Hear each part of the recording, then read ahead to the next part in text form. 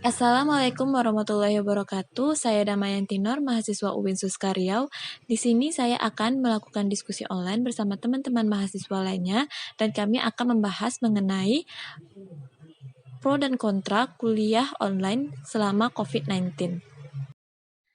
Assalamualaikum warahmatullahi wabarakatuh.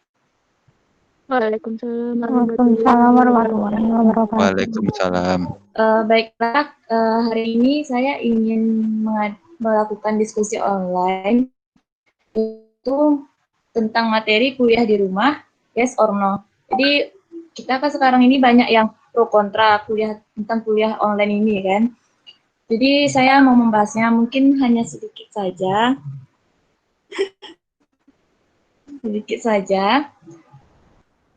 Nah, yang pertama, mengapa ada isu tentang ini? Yang pertama adalah survei Kemendikbud menyatakan 90% mahasiswa ingin kuliah tatap muka. Ketika kita tanya memilih daring atau luring, 90% mengatakan masih lebih baik luring. Pertemuan langsung dengan dosen masih bagus dibanding melalui daring. Itu pernyataan PLT Direktur Jenderal Pendidikan Tinggi Kemendikbud Nizam. Nah, mengenai pro kontranya, jadi ada pro dan kontra mengenai kuliah online ini. Yang pro, yang pada umumnya ya, yang pro itu hemat.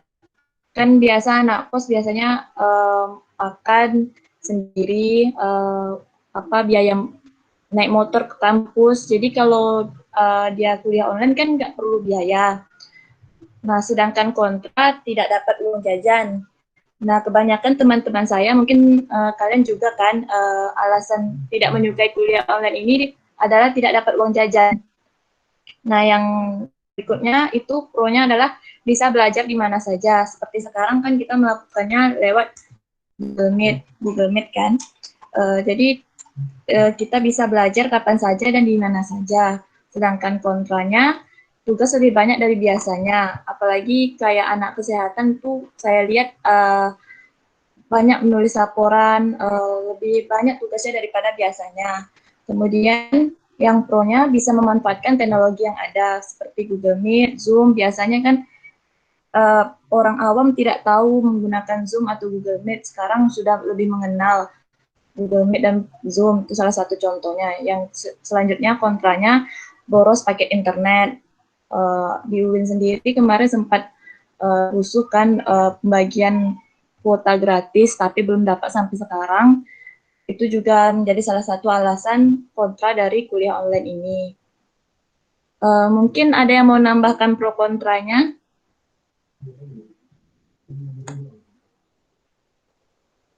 Teman-teman semua? Nggak ada, Kak. Mungkin dari teman-teman yang di bidang kesehatan, gimana pro dan kontranya kuliah online ini? Soalnya kan biasanya kalau dia kuliah di kampus kan ada praktek gitu kan, sedangkan kuliah online nggak ada. Mungkin dari teman yang dari Stifar bisa menjawab.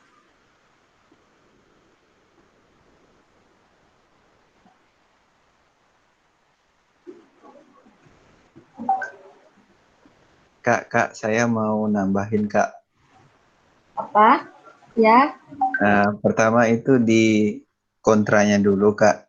Kontranya belajar online ini ketika sudut pandang dari pemerintah sendiri memandang semua kalangan siswa atau mahasiswa itu dia semuanya mempunyai gadget. Padahal kan tidak sebenarnya. Nah, pertemuan secara langsung itu bisa dilaksanakan semua orang, namun secara online ini nggak bisa semua orang karena di Indonesia sendiri belum tentu semuanya memiliki gadget untuk kuliah online. Nah, untuk pro-nya itu masalah kesehatan karena menurut WHO di data terbaru itu virus corona dapat menyebar melalui udara baik di satu ruangan. Nah, penemuan itu membuktikan jika salah satu saja orang yang di ruangan itu terinfeksi virus corona, kemungkinan besar seluruh isi ruangan itu akan terkena.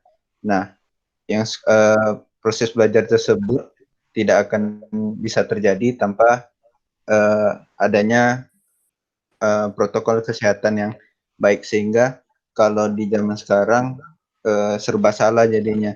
Yang online salah, yang offline pun salah gitu. Ya, apalagi kan sekarang kan ada peraturan baru kalau sekolah akan masuk kan. Sebetulnya ada yang mau nambahkan pendapat nggak?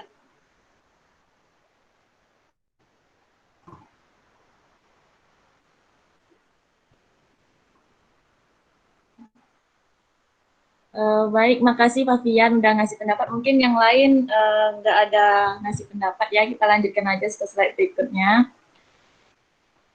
Kemudian yang permasalahan utama kebanyakan mahasiswa, saya sendiri juga merasakan, adalah bosan di rumah saja. Karena kan biasanya berkegiatan di kampus itu bisa dari pagi sampai sore. Sedangkan sekarang kita berkegiatan baik yang tidak belajar ataupun maupun belajarnya tetap di rumah saja, itu pasti bosan kan. Maka saya merangkum ada 4 kegiatan yang bisa dilakukan agar kita tidak bosan di rumah. Yang pertama beribadah. Kan biasanya kalau kita kuliah kita nggak bisa kayak ngaji atau berkegiatan yang berbau dengan ibadah lah yang lebih. Mungkin kalau kita di rumah saja kita bisa mendekatkan diri dengan Allah atau yang non muslim mungkin kepada Tuhannya. Kemudian yang kedua olahraga. Ya kan kegiatan olahraga nggak harus di luar rumah, bisa aja kegiatan olahraga seperti zumba atau apa. Kayak banyak orang kan yang bilang makin lama di rumah makin gendut. Itu seharusnya adalah pemandangan yang salah. Kita bisa saja berolahraga di rumah, seperti melakukan zumba, yoga atau apa yang bisa mengisi waktu luang kita. Kemudian jualan online. Nah ini berkaitan dengan poin tadi, yaitu apa, tidak dapat uang jajan. Nah, kita harus mempunyai alternatif lain ketika kita tidak mendapatkan jajan dari orang tua, yaitu dengan berjualan online. Misalnya aja yang mudah buat photocard, yang bagi yang suka Korea kan, buat photocard, atau buat jualan online yang murah-murah aja, yang tidak memerlukan biaya yang mahal, sehingga kita tidak bosan di rumah. Yang terakhir mungkin cari tontonan yang seru, yang pokoknya yang bisa mengisi waktu luang kita. Mungkin alasan bosan di rumah itu mungkin bisa diganti dengan banyak kegiatan yang bermanfaat seperti yang saya sebutkan tadi, sehingga kita tidak bosan di rumah. Mungkin ada lagi yang mau ngasih masukan apa kegiatan yang bisa dilakukan di rumah agar tidak bosan. Kan teman-teman semuanya pasti pada bosan kan di rumah kan. Mungkin ada yang mau nambahin nih aktivitas biasanya di rumah agar tidak bosan gitu. Kita saling sharing gitu. Kak, izin menambahkan boleh? Boleh. Oke. Tadi agak kelewatan ya yang pro kontra belajar di rumah ya. Iya. Dari saya sendiri itu, saya kan mahasiswa kesehatan ini. Rasa sekali adanya dampak COVID ini. Gini, kami mahasiswa kesehatan pasti ada yang namanya praktikum. Nah, kalau praktikum itu, kami itu dituntut untuk online, hanya untuk kayak nonton video gitu, dan kemudian bikin laporannya. Di sana itu kami ngerasa kayak kesulitan gitu, ya Allah, ini kalau jangankan praktikum langsung aja kami agak sedikit kesulitan, apalagi praktikum melalui video. Nah, itu salah satu kontranya kenapa kami kena sekali dampak COVID ini. Kemudian kalau bosan di rumah saja, ini saya punya saran satu. Ini sedikit bermanfaat dan bagus juga buat nambah sertifikat. Ikut webinar atau web seminar online gitu, dan sertifikatnya lumayan, ilmunya juga lumayan. Jadi mungkin bagi teman-teman yang kayak aduh bosan mau ngapain nih, nge-YouTube udah, nonton drama Korea udah, ya udah ikut aja web seminar, itu banyak banget dan sertifikatnya itu bagus, dan pokoknya sertifikatnya berguna banget buat kita kerja besok gitu. Makasih. Kasih. Mungkin ada lagi yang mau nambahin yang sharing kegiatan dia selama corona ini di rumah saja.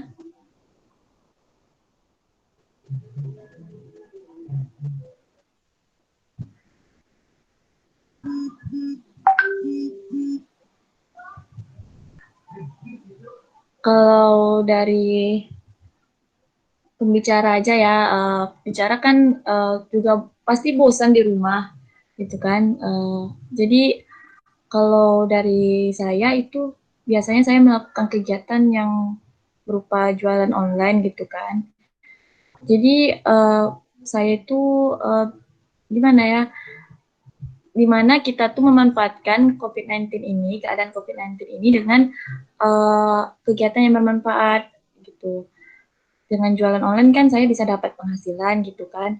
Saya juga nggak bosan di rumah. Mungkin teman-teman ada juga yang bilang selama COVID-19 ini lebih dekat dengan orang tua gitu, lebih sering menghabiskan waktu dengan orang tua. Jadi sebetulnya keadaan kita di rumah saja ini sangat banyak dampak baiknya daripada dampak buruknya. Walaupun memang kegiatan belajar mengajar agak terhambat oleh beberapa sebab. Selanjutnya mungkin ada yang mau nambahkan.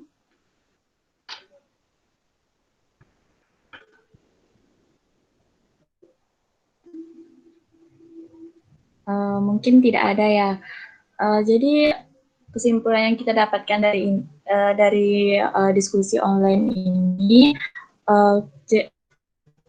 kuliah di rumah itu ada dampak baiknya, ada dampak buruknya, ada pro dan kontranya. Itu tidak dapat dihindari, cuman kita sebagaimana mungkin kita mengikuti anjuran pemerintah untuk tetap di rumah saja, untuk menjalankan apa yang diperintahkan oleh pemerintah agar kita mendapatkan hasil yang terbaik nantinya, seperti menghilangnya COVID-19 atau efek-efek yang lain yang bersifat positif. Mungkin hanya itu saja yang dapat saya sampaikan. Terima kasih telah bergabung dengan diskusi online saya. Mohon maaf ada kekurangan karena ini cuma diskusi online yang sederhana. Lebih dan kurang saya minta maaf. Assalamualaikum warahmatullahi wabarakatuh. Waalaikumsalam Assalamualaikum warahmatullahi wabarakatuh. Waalaikumsalam. Waalaikumsalam warahmatullahi wabarakatuh.